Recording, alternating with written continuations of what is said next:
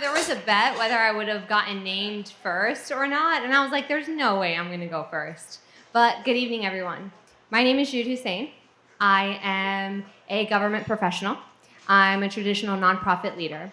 I'm an Arab. I'm an activist. I'm a humanist. I'm an optimist. I'm all the ists all merged in one. So think big, bold, and bright.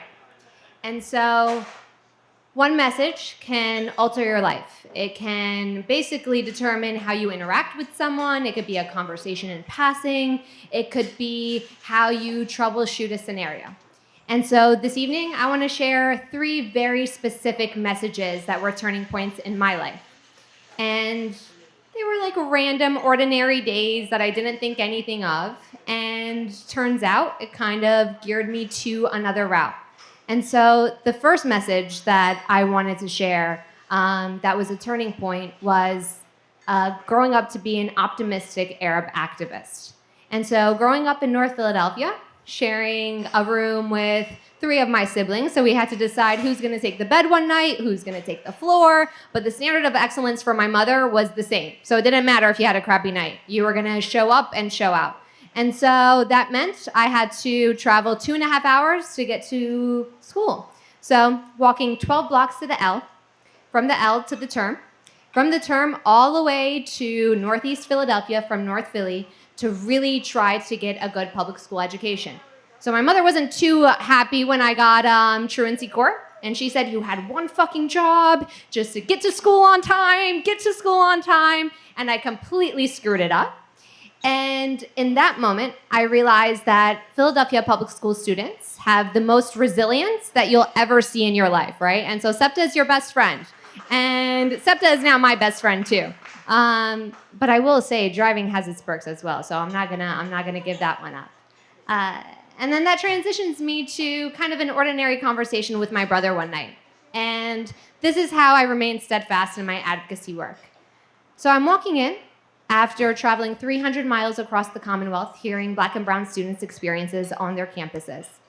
And I see my brother just casually sitting at the dinner table, and I walk in and I'm saying, I just don't understand this system. Government sucks. Even though I'm a part of government, but government still sucks. And he just looks at me, he's like, all of your work is super negative. Why do you still do it? And in that moment in my life, I realized that we tend to talk a lot about the problems, and we never share a lot of our wins. And the story that I shared with him that night that just had him snap his head up and say, I don't want to hear it anymore, was an experience that a brilliant young Black woman had in school where her professor convinced her that she got a B- in her intro to chem class, that she's not qualified enough to be in the STEM field.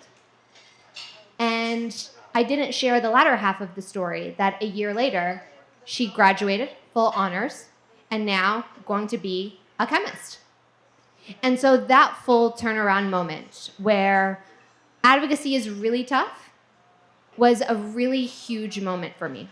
When I realized that we tend to talk a lot about the problems, but we never share the other half of things.